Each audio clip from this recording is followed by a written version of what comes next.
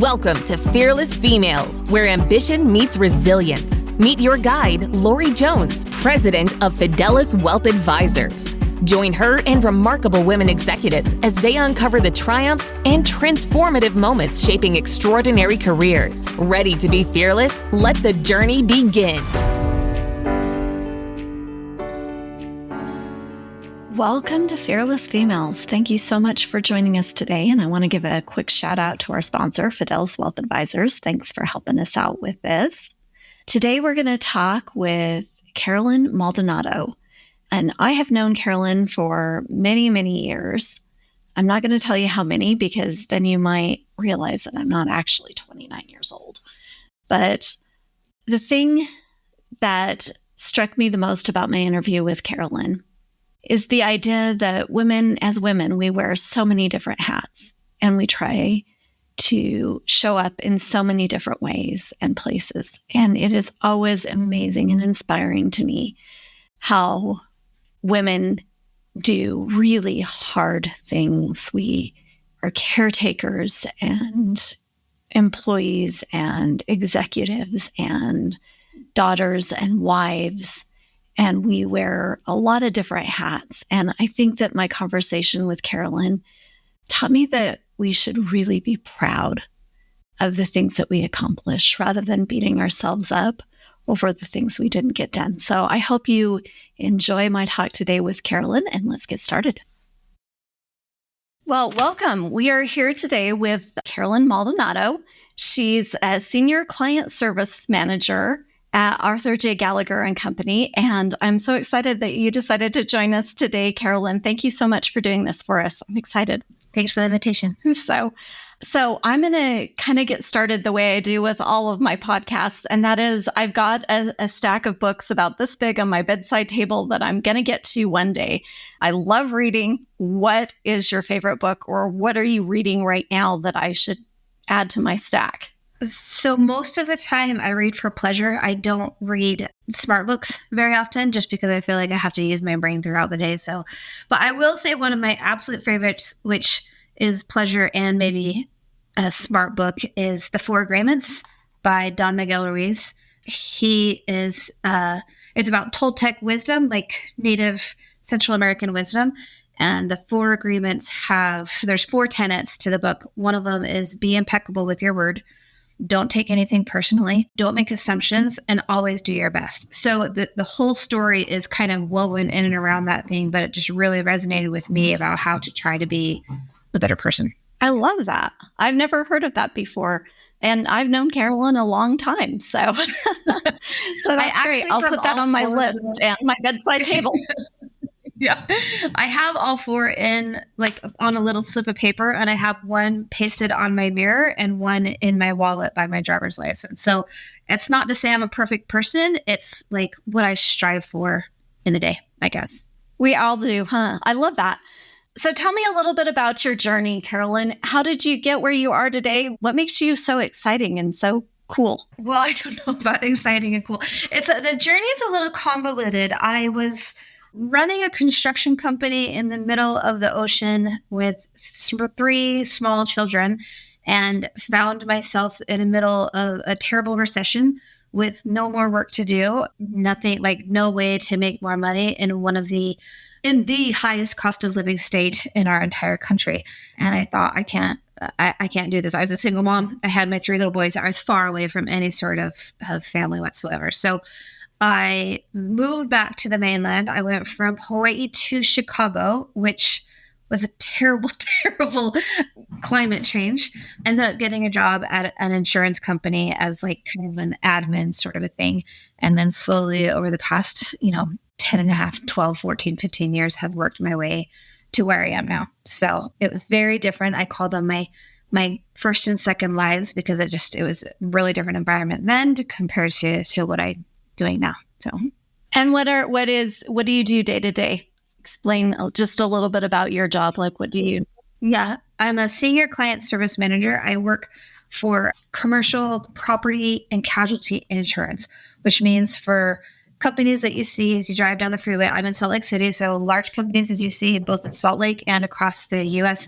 I insure their buildings, I insure their cars, I insure their people, I insure their cyber, I insure so any sort of a major insurance risk they have. I'm the one who works with them to get the coverage to make sure it's accurate, any sort of day-to-day issues on their insurance. So that's doesn't sound very exciting, but it's kind of what I do. It's a lot of phone calls. It's a lot of emails. It's a lot of periods where I'm sitting around waiting for something to happen. And then there's months at a time where I'm working, 15 to 16 hours a day, just depending on what my renewal book looks like. So I enjoy it. I have a good time. It's a little crazy at times, but it keeps me busy. Yeah. Well, you're talking to someone who's in finance. So anytime I tell them I'm in finance, their face goes like, oh, so insurance, I get that. We work in the same. What made you choose insurance out of construction? That was two totally different ways of doing it. Yeah, I wouldn't say I exactly chose insurance. It was the best, fastest job that I could find at the time. I was a single mom of 3 boys that had just relocated, halfway across the world. And so I knew that it would provide a steady income. I knew it would provide a good income. I knew that it was an industry where you can basically find a job in any city, in any state, at any time. And so I thought, okay, if I'm reinventing my life, then this is the way I need to go. I can't do something, real estate, maybe you'll make a ton of money in 1 year and then no money the next year. I couldn't do something like that. I needed something steady and stable. So that's what drove me there. Yeah, that makes sense.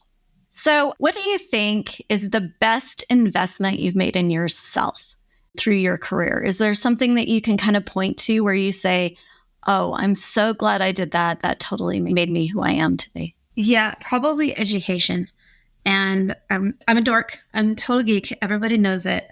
It's not just a college education, although I believe in that as well. I have a couple of degrees. I have a lot of insurance designations. I feel like, and throughout my life, even before I came to insurance, I went through little certifications for different things. I feel like I want to know all the things. And for college specifically, it wasn't a fact that I needed to know the stuff that they were teaching. In fact, a lot of time I felt like I already knew this. It was feeling like discovering myself and what I could do through the education, if that makes sense. So all of the papers that you had to write, all of the tests that you had to do, it was more of a strengthening of myself and deciding, what I'm good at, what I'm not good at, and going from there. So I think really that has been the driving factor in my life, is that if I don't know something, or if I'm bored, or if I need to feel like I'm accomplishing something, then I go back to school. So. Get another. So for those of you who are listening, Carolyn and I have known each other for a lot of years, and we have an ongoing kind of friendly competition as to who has the most letters after their name. And I got to tell you, Carolyn wins. She's a lot more than I do after her name. And I am always playing catch up there. So I love that idea, though, of education and learning, and not just, like I said, I've known you a long time, and it's not just things that are business related. A lot of times you like to learn all the things. I was just going to say, my next class is probably going to be Spanish. I have nothing to do with business, just Spanish, like conversational Spanish. That's my next class. So. Yeah, well, that's great, because then you can come to South America with me and interpret, because I'm bad at languages. Yep. So, what would you say is the worst advice someone ever gave you? And did you take it? I would say the worst advice I've ever received is to stick it out no matter what, which sounds backwards from what you would think I would say. I think we all find a point within ourselves where we can't do it anymore, whatever that may be. And other people are telling you, do your best, give it your all. And yeah, give it your all to a certain point, but nobody else is living inside of you and feels the things that you feel. And so when you realize that you've hit your point, and there's nothing else that you can do, or you don't feel like there's anything, or you just feel so terrible about what's going on, stop, change your life, make it different. Because whoever else is telling you to just stick it out no matter what, they're not inside there. They're not living that life, and they may not know all of the factors. So don't stick it out. How do you know when you've reached the point where you should stop trying? And this is kind of a different question because it's probably a different point for every different person. But how do you know when you've reached the point where you're like, okay, I've given my best effort now. Now it's time to move on and try something different because this isn't working for me? I think the key to that is that you have given it your best effort. If you have done everything you possibly can to become the best version of you that you possibly can, there's a caveat there, without changing who you essentially are or bending over backwards, but who you are as a decent, kind, and good human. If you've done everything that you can and there's still no relief, things aren't changing, there's nothing you can do to change, you're waiting for somebody else to change or something else to change. If you've done everything you can, then walk away. Whether it's work or personal life, whatever it is, as long as you feel like you have been the best self that you can be, and it's still day after day of, if it's a work thing, drudgery, day after day after day, drudgery, and there's no bright spot to it, life's too short. There's a million other things that we could do in our lives to make it better. And so I feel like as long as I've been my best person, then at that point, I'll walk. Yeah, I love that. I love that answer. And it's really interesting that I think that, we're speaking to young women kind of at the beginning of their career. And I think that if you find that you're not in a place where you there are things you have to do when you start out where you don't necessarily love everything you do. But if you're not loving your career and your trajectory after, 3, 4, 5 years, then maybe find something else, because 35 years worth of work is hard to do if you hate what you're doing, right? Yep. You might be miserable 5%. There's 5% of things that I do in my life at work that I don't want to do, but the other 95% is amazing. And so there's always going to be that portion of stuff, the little tasks that you don't like. But we're talking about if you're at 99% you hate everything, or 90% you hate everything, change. Yeah. Yeah. So regrets. We all have them. What is one situation in your career that you wish you'd handled differently? Maybe why, or what are the lessons you learned from that? I feel like, okay, again, going back to being a single mom and having to reinvent my life and start over, like I was tired of being hungry, both literally and metaphysically. I felt like I worked hard and I was smart. Like we can say it if we're smart. Like I worked hard, I was smart, I tried my best, and I felt like I wanted all of it. And that was my goal, is to get all of it. And so I think sometimes we get ambitious to the point of we are doing things that just to be the bestest, greatest, smartest, richest, but not exactly the happiest. So there was a point a few years ago where I wanted to get bigger, greater, smarter. And I thought, well, I'm going to go do something else because I'm not appreciated, or I'm not making enough, or I'm not going to be the biggest, greatest, smartest, or whatever it is. And really caused kind of a furor in my life, I guess you would say. And I realized after, I worked through it, but after a few months of kind of working through it, I realized, why would I want to be the biggest, greatest, smartest XYZ at the detriment to my own happiness? Like, why would I change having a fancier title for having a more relaxed life, right? Like there comes a point where you have to figure out the balance. And I regret that it took, probably a year of angst for me to figure out where, I could be great enough and smart enough and successful enough, but still be able to have that kind of a happiness in my life where I was content with where I was, where I was happy doing what I was doing, that I was happy with my surroundings. And so I could have cut out a year of that if I had just, I guess, had a little bit more introspection beforehand. Yeah, I like that idea. Like you're enough, and what you're doing is enough, and it's fulfilling, and it feels right. Yeah, it's not going to impress somebody if I have a fancier title. Maybe it will, but it doesn't make, like at the end of the day, when I lay my head down on my pillow, do I feel better about having a fancier title? Or do I feel better about having an extra hour of doing the things that I love the most with the people I love the most? So, and I think as women too, that's kind of a place we have to get to, because we have a lot of things competing for our time. We are primary caregivers in a lot of cases. And as a single mom, you were the only caregiver in a lot of ways. And so I think that making that choice as to what is the most important, where do we spend our time, and letting the rest go. Yep. Sometimes you just have to let it go.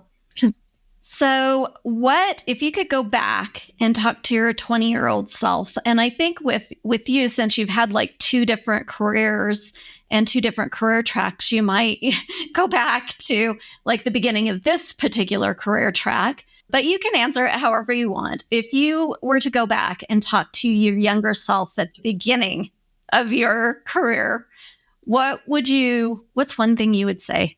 I would say that answer is valid for both my first life and my second life.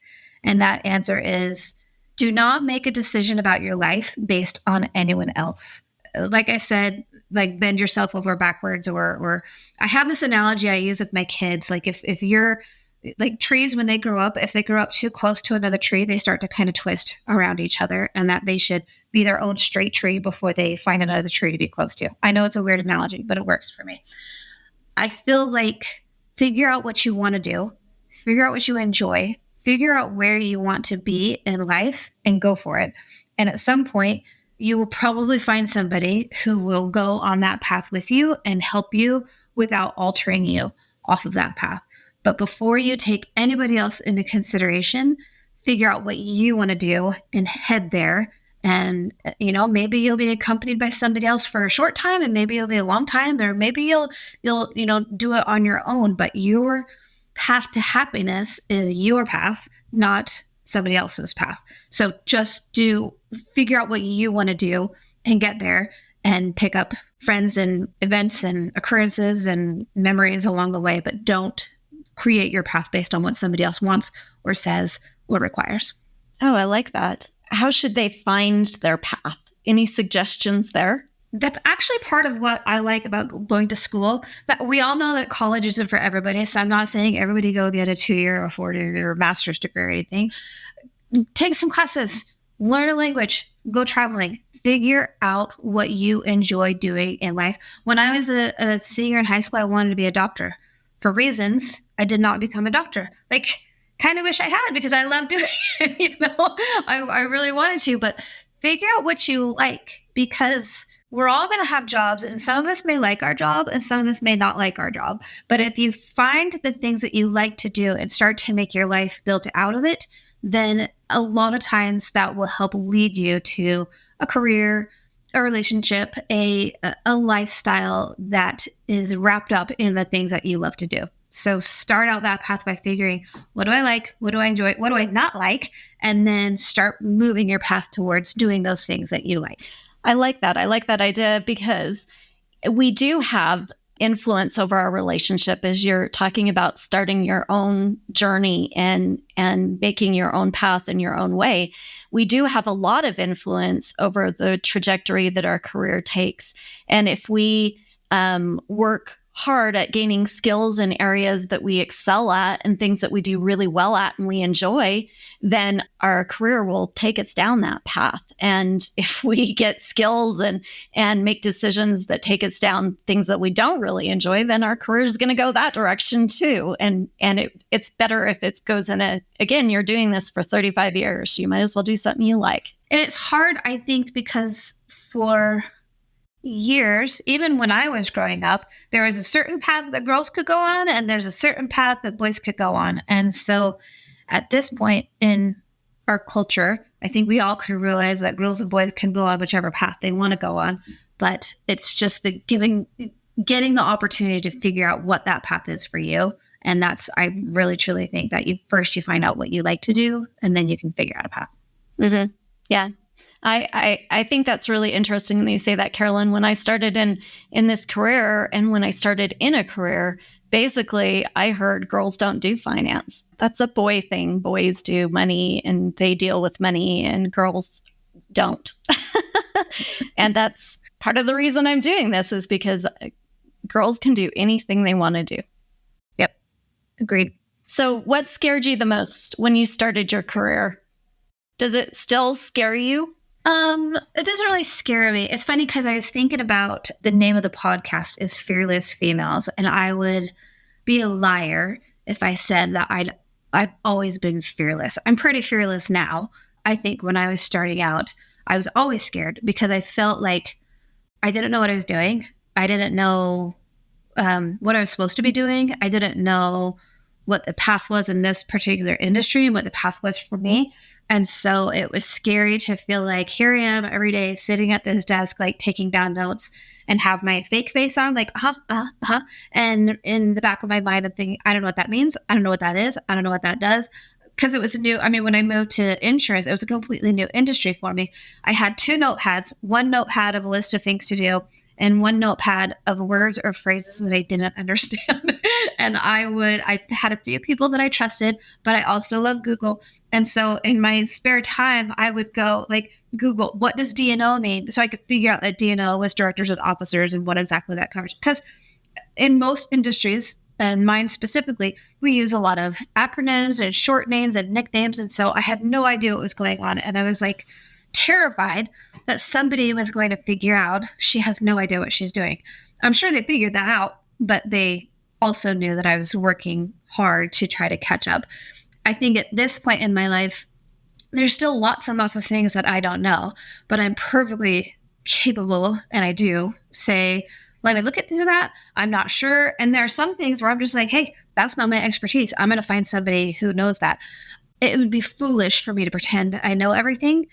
But I think the confidence of being able to say, I don't know, but I'll find out for you makes a big difference. And so it's not scary anymore. It's just like, yeah, I don't. You don't have to pretend that you know all the things as long as you are aware that you can go Google it, I guess. Yeah.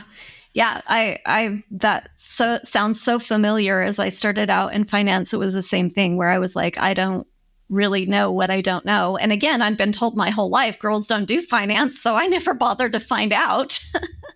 And I think it's one of those things where you're kind of trying to figure out what you don't know and you don't want to look stupid. I think a mentor comes in handy around that point. Was there anyone in your life that you could ask those questions to, other than Google, which is pretty good, to tell you the truth? That's a little tricky, and here's why. I think, again, as women specifically, we have had to play catch up in a lot of ways, and we've had to prove over and over again that we are capable of being financial advisors or insurance brokers or doctors or whatever it is, and that we are just as good as our counterparts. I think, especially in my, 10, 20 years ago, when other women would see a woman they would consider potentially competition, it was hard for them to be like, I'm going to help you without feeling like your competition. And so trying to find a female mentor who didn't feel threatened, it actually was a little difficult. And so I'd ask questions of a few different people. There's probably 4 or 5 different people that I would kind of go to for this or that, but I tried really hard not to focus on one particular person. And there are some people, that were better at interpersonal skills. And so I talked to them about that. But, so you have to find different people for different things. But I think as a younger woman, it was hard to find that female mentor who I felt like supported me in what I was trying to do 100% without feeling threatened or feeling bad about herself. And I will say, you haven't asked me the question, but I'm just going to say, I've taken that to heart, and I am wholeheartedly 100% for, I call them the kids, but I tell the younger women at work, like, if I could pour what's in my brain into your brain, I would. So I'm always happy to help. I'm always happy to answer questions. I feel like there's more than enough work to go around for all of us. And the smarter we all are, the better we are. And so I feel like, I don't know if I'm anyone's particular mentor, but I try to mentor everyone I come across for that reason. I don't want them to feel like they can't approach me. Like I feel like they're competition. Like I compete against myself. I don't compete against anyone else. So yeah, I found that in the last little while too. I never had the experience of having women feel threatened because I didn't start young. It took me after I raised my kids before I came in. So they tended to feel like I knew what I was talking about, even though I had no idea because I was brand new. but I have found that collaboration, that the women are getting to the point where they're like, let's stop competing and let's start supporting each other as we're on this journey together. I love that you do that. It's so exciting. Thanks. Did you face any unique challenges, Carolyn, because you were a woman? Yeah, I've had a couple of interesting jobs in my life. I managed a Radio Shack when I was 19 years old. And I'll tell you what, the 65-year-old men that would come in and want a resistor or a piezo would not listen to anything I said because I'm a girl and they want to know where the manager is. I am the manager. No, we want to know where the man is. Okay, fine. I think as women, we have, for the most part, this is a generalization, and I know there are always exceptions, but we do carry the brunt of working, most of childcare, most of maintaining a home for our family, whether it's just one other person or ourselves or just animals or kids or older kids, whatever it is.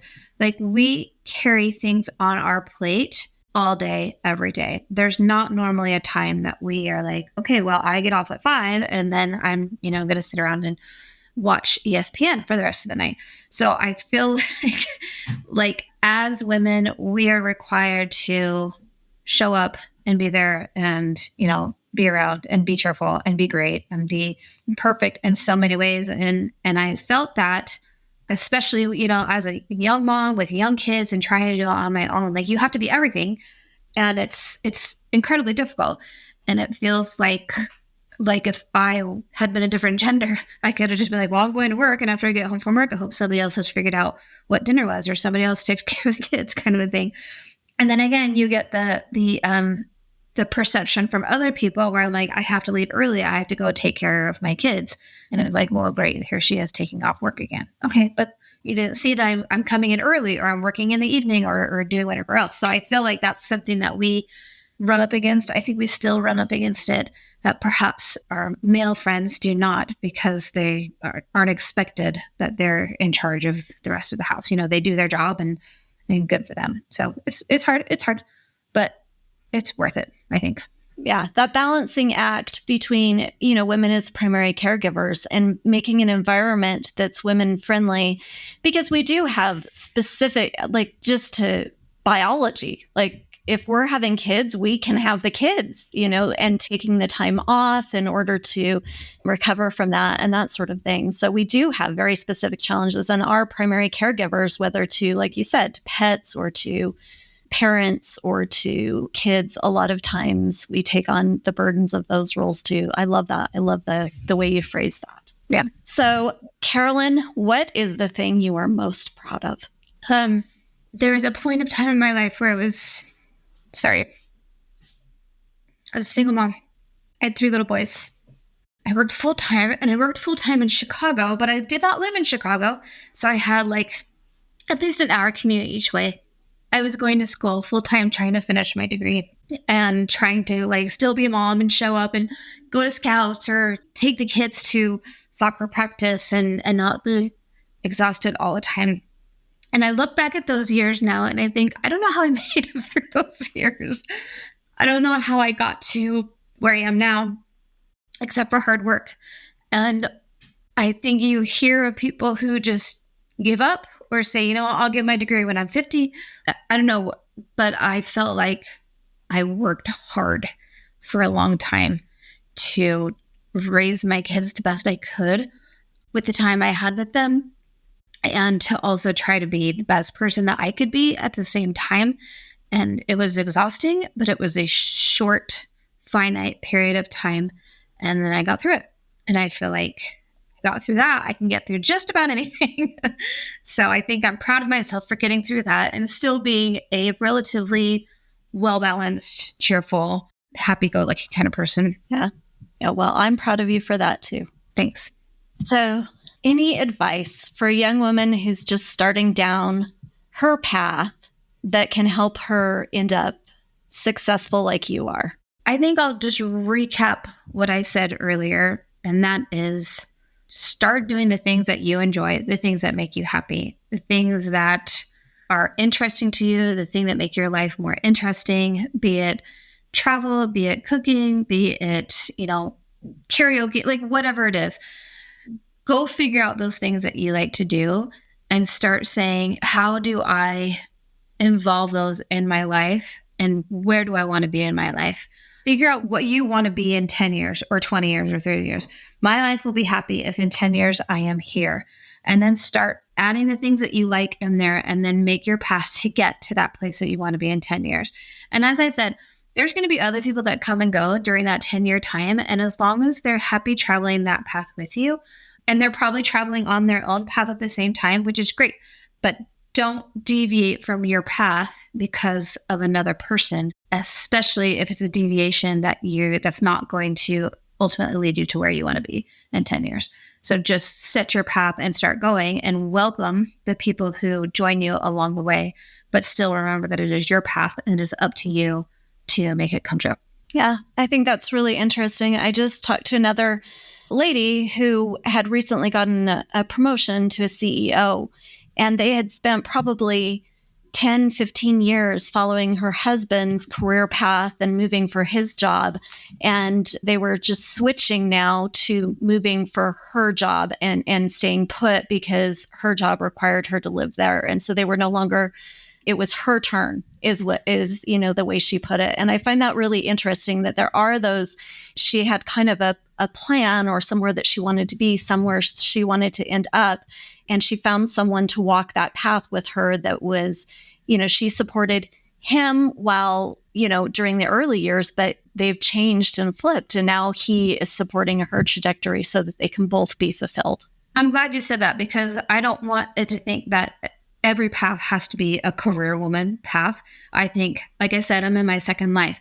I think there are times where you're like, okay, for the first 10 years, my path is going to be building a home or building a family or just traveling, like making enough to live by while I just travel. And then 10 years after that, my path will alter into something different. That's great.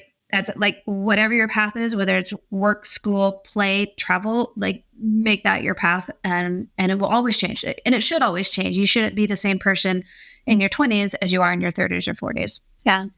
Yeah, I like that. I like that there's room to grow and room to really become who we're meant to be. Carolyn, thank you so much for your time today. I really appreciate your sharing and your being so open with us. And thank you for sharing your success. To those that are listening, I can guarantee you, Carolyn is super successful. I'm really proud of her. And she has been shown the idea of being fearless in just about everything she does. So thank you, Carolyn. Thanks, Lori. Have a great day.